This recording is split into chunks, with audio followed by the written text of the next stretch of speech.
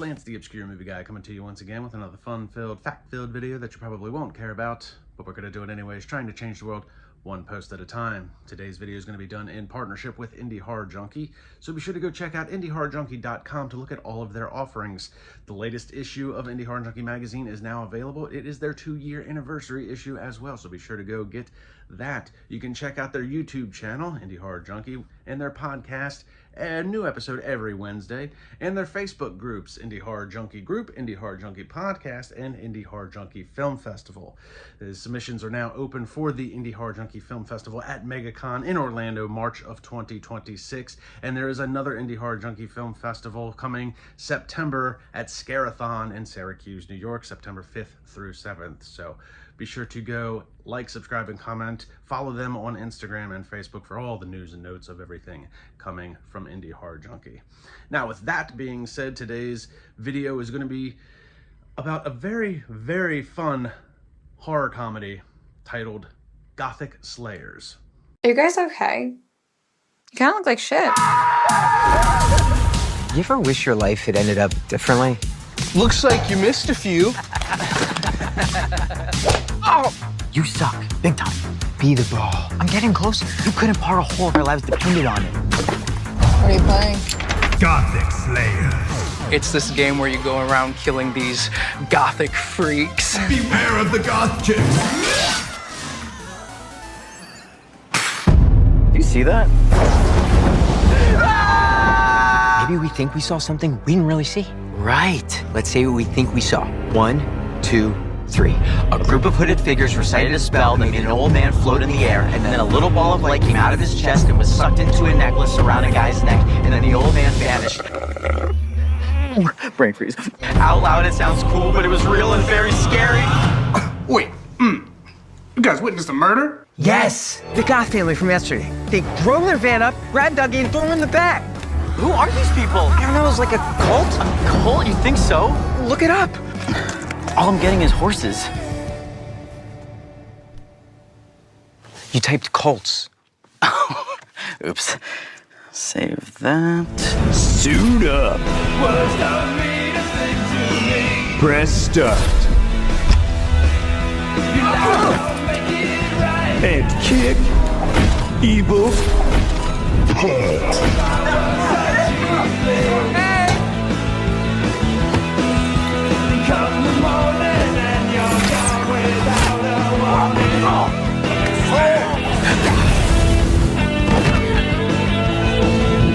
We have one night. Save your friend and shut this cult down for good. We made it. Oh, dude, let's go. Oh, check it out. Grass Angel. It's time for you to die. Lots to talk about with this film, but I'd want to say first and foremost, I had a great time watching this flick. This is a horror comedy, but it plays much more on the comedic side than it does on the horror side, and it works very well as a buddy comedy.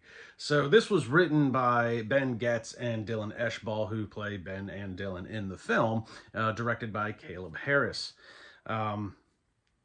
Wonderful production quality. The opening sequence of this movie gave me super bad vibes, and I was all in at that point. The chemistry on screen between Ben and Dylan was just beautiful.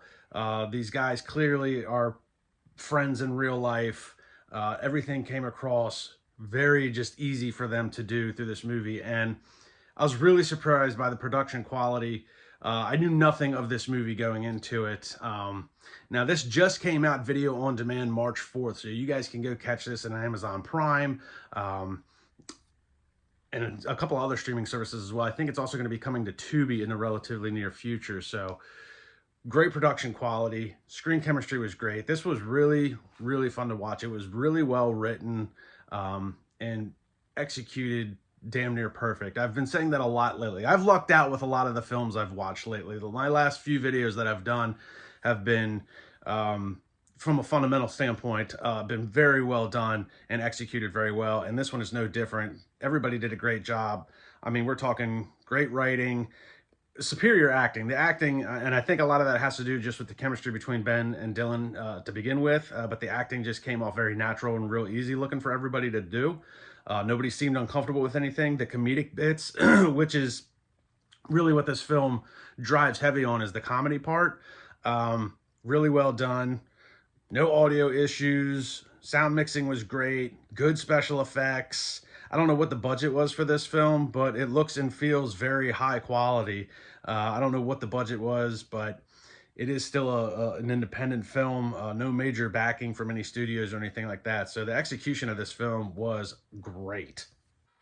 So to sum up the plot of this film, basically you've got Ben and Dylan work at a miniature golf place, who just go day in and day out with the same routine and come across a couple of Gothic girls, if you will, who Ben takes a liking to in one sense, while Dylan doesn't really like them that much, and there's something nefarious with them, and they kind of get wrapped up into this Gothic family, trying to summon a demon through various sacrifices, and their one friend Dougie seems to get wrapped up in this as well. So I don't want to give too much away for a couple of reasons. One, I really want people to go see this film. It's a lot of fun. You're going to have a really good time watching this flick. But I don't want to give too much away either, because as well written as it is, even from the buddy comedy and the horror side, it is actually kind of predictable. I don't think they set out to try and do anything too terribly different as far as the setup goes. But I think where the film thrives is in the execution. So the story between the buddy comedy aspect of it isn't anything that we haven't seen before. You've got a couple of high school guys that are graduating, working at the mini golf place. Ben wants to kind of grow up and go to college and move on with his life, while Dylan, kind of is happy doing the same thing he's doing. He's okay working at mini golf. He wants to hang out with Ben, and that's just kind of the life that Dylan wants to live, and he'd be okay if things stayed like that forever. And obviously Ben wants to go on to bigger and better things. And this is kind of typical we see with a lot of buddy comedies, especially the high school type stuff. Again, as much as, like I said in the beginning, Superbad is kind of how I felt watching the opening sequence. And it's still that same kind of scenario where Jonah Hill's, character, wants to stay young and party and doesn't really want to move on with his life. While Michael Cera's character kind of wants to move on to college. We saw a very similar aspect, recently with like Cobra Kai, with Hulk and his buddy. One's going to go to MIT, the other one's not, and they kind of want to stay together. So the setting for that aspect of the film isn't really anything out of the ordinary. We've seen it a dozen different times, but it's a matter of how it's executed is where it stands alone. From the horror side of it, once again, not anything really brand new. We've seen dozens of horror films where people try to summon a demon in some sort of nefarious way to take over the earth or take over the land. It was recently a Stranger Things, which is taking freaking a decade and a half to even get done. But same concept, demon's gonna, comes from this Gothic family, needs a sacrifice in a body to, take over, and then they can take over the world. And, it's nothing out of the ordinary as far as that aspect goes, but the way it was all executed and put together is where the film thrives and excels. So there is a few twists and turns along the way to try and keep you on your toes, but nothing that's really going to knock your socks off. Again, where this film excels is in its execution of everything. The banter and camaraderie between Ben and Dylan and the other sub-characters is perfect. The dialogue is really good and really funny. A lot of the scenes are just, with the buddy comedy aspect, you even get some of like the American Pie type humor with the parents involved in a couple of scenes, which was really funny. And the film feels very, very genuine. Like everybody's hearts were in the right place when doing this film. And that is what stood out to me the most, aside from a couple other things that I'll dive into in a minute. But the camaraderie, the chemistry, you really felt like people wanted to make this movie, were having a good time making this movie. Nothing seemed forced, nothing seemed unnatural, nothing seemed out of place. It was done with very good intent and executed perfectly. So, as I mentioned before, I went into this movie completely blind. I knew nothing of Gothic Slayers, never heard of it. I knew nothing of Ben or Dylan or Caleb Harris, but I'm watching the movie, and a couple of things jump out at me that seem very, very familiar. And one of them was a little ice cream store called Arctic Circle. Now, I happen to know of an Arctic Circle, and I thought to myself, that's kind of a coincidence. But I don't know of any other Arctic Circle that's right next to a mini golf place. So I had to do some digging, and I found out that Ben, born in the same town I was.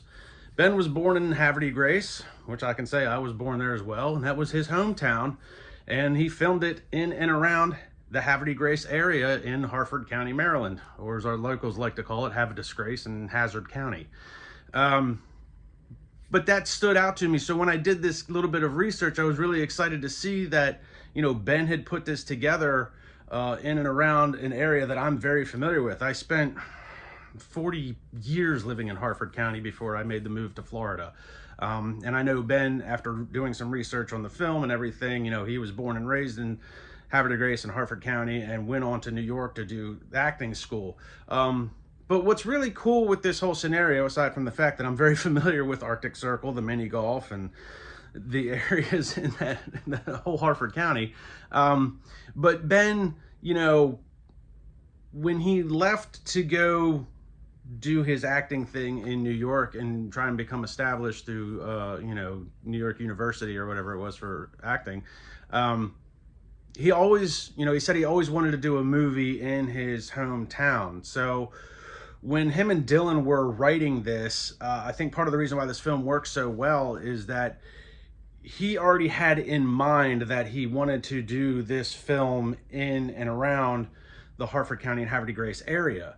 So why that works is because a lot of times writers will write a movie and then you have to go find the locales to try and make it work. Well, I really need this for this, and I really need this for that, and I need a house that looks like this, and I need a warehouse that kind of looks like that.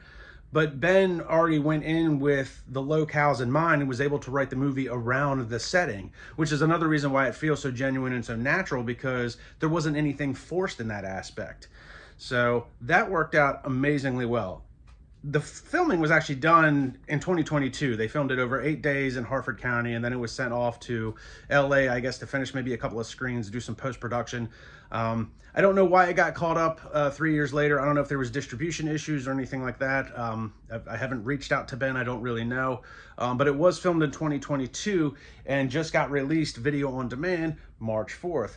Now, for my friends and family, which I still have a bunch that still live in Harford County, if you actually want to go see this film on screen, they are having a showing April 5th at the State Theater in downtown Havre de Grace. So I highly recommend you go see if you can get some tickets to this premiere, see if you can get in and get the showing, because it's a really fun time. It's really cool to see.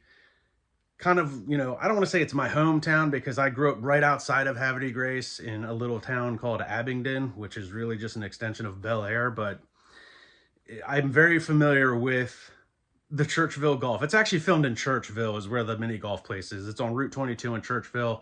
You got Churchville Golf, you've got Arctic Circle across the street. Actually, not even across the street. It's next door at the same parking lot. Across the street's Churchville Auto Body. But I'm very familiar with that area. I've done burnouts in that Arctic Circle parking lot. I took my wife to one of our first dates at Churchville Golf, and we don't take her back because she cannot play putt-putt. Sorry, Ben. Mini golf, as it would be. She hit a yellow Corvette in the parking lot with a golf ball because she has no idea how soft or hard to hit a ball. I've practiced my swing in those batting cages. So it was really cool to see a lot of familiarity with where I've been in a film that I knew nothing about going into. So it's really fun and really cool. So, but State Theater, downtown Havre de Grace, April 5th is the premiere. It is video on demand. It's on Amazon. I do think it's coming to Tubi relatively soon. But I would definitely, if you guys can get there to see it in person, go do it. If you can catch it online or on demand, I would definitely do it. This film is a lot of fun. It's a great popcorn movie to sit back, relax, have a lot of laughs, get a little bit of horror involved as well. But everything was just really, from a fundamental standpoint, fundamentally this movie is really like damn near perfect. Again, the plot and storyline isn't really going to be anything out of the ordinary, but the way it was executed was very, very well done. So congratulations to Ben, Dylan, and Caleb. I hope to see you guys do more things like this in the future. Ben, if you're ever in Florida, you know, if you're ever in Central Florida and want to have a beer and talk about Harford County, I'm your guy. So pretty cool to see part of my old stomping ground on the silver screen. So congratulations to everybody involved with this movie. You guys should be really proud of this one, and I hope it does really well moving forward. So like, subscribe, and comment to my YouTube channel. Go check out Gothic Slayers. They do have a Facebook page. I highly recommend going to like and follow them and get up all the news and notes of the upcoming premiere in Havity Grace. And I will see everybody in the next video.